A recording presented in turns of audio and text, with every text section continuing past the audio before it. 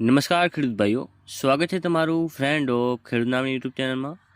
તો ખેડૂત ભાઈઓ, હાલ જે અતિભારે વરસાદના કારણે પાક નુકસાન થયું હતું, જેમાં સરકારે ખેડૂત ભાઈઓને સહાય માટે કૃષિ રાહત પેકેટ બહાર પાડ્યું હતું, જેમાં ઘણા ખરા ખેડૂત ભાઈઓને સહાયની રકમ મળી ગઈ છે અને કેટલાક ખેડૂત ભાઈઓને હજુ સુધી સહાયની રકમ નથી મળી. તો તેમને ચિંતા કરવાની જરૂર નથી, તેમને પણ ટૂંક સમયમાં સહાયની રકમ મળી જશે.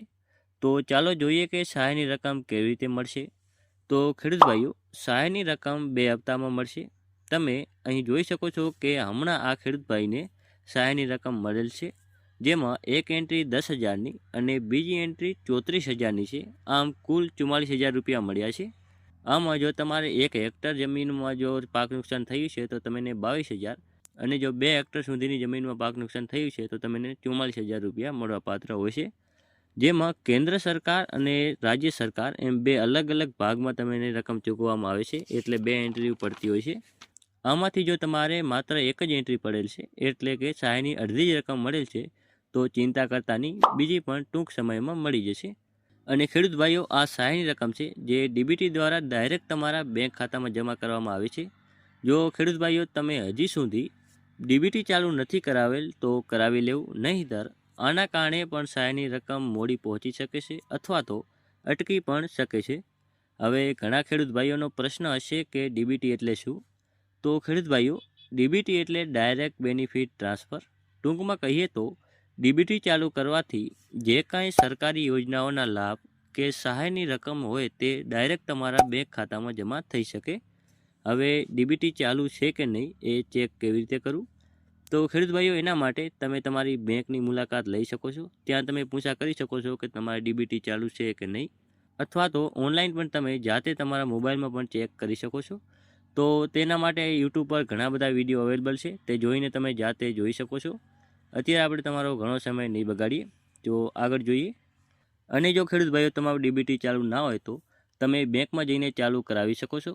જેના માટે તમે જરૂરી ડોક્યુમેન્ટ સાથે લઈ જવા, જેમ કે આધાર કાર્ડ, પાન કાર્ડ જેવા ડોક્યુમેન્ટ લઈને તમે ડીબીટી ચાલુ કરાવી શકો છો. પછી બીજો એક ખેડૂત ભાઈઓનો પ્રશ્ન છે કે આપણે ડીબીટી એસબીઆઈમાં ચાલુ છે અને ફોર્મ ભરતી વખતે બેંકની વિગતો ગુજરાત ગ્રામીણ બેંકની આપેલ છે, તો હવે સહાયની રકમ છે તે કઈ બેંકમાં જમા થશે?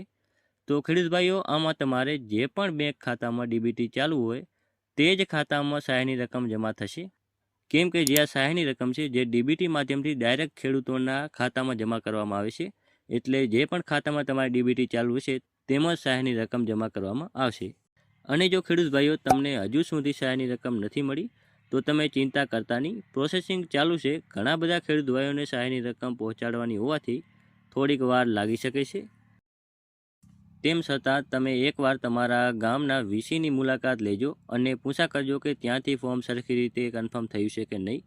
અને જો તમારે વધુ માહિતી જોઈતી હોય તો તમે તમારા ગ્રામ સેવકનો સંપર્ક કરી શકો છો અને તાલુકા ખેતીવાડી વિભાગ કચેરીની મુલાકાત લઈ શકો છો. તો ખેડૂત ભાઈઓ, આપણે આ વિડીયો સમાપ્ત કરીએ છીએ. અને જો માહિતી ઉપયોગી લાગી હોય તો વિડીયોને એક લાઇક કરો, ચેનલને સબસ્ક્રાઈબ કરી ઘંટીનો ઓલ પર સિલેક્ટ કરી નાખજો, જેથી આવી જ ખેડૂત ભાઈઓને લગતી માહિતીઓ અને સરકારી યોજનાઓની માહિતીના વિડીયો અમે સૌથી પહેલાં તમારા સુધી પહોંચાડી શકશું. અને બીજા ખેડૂત ભાઈઓ સુધી પણ શેર કરજો. ધન્યવાદ.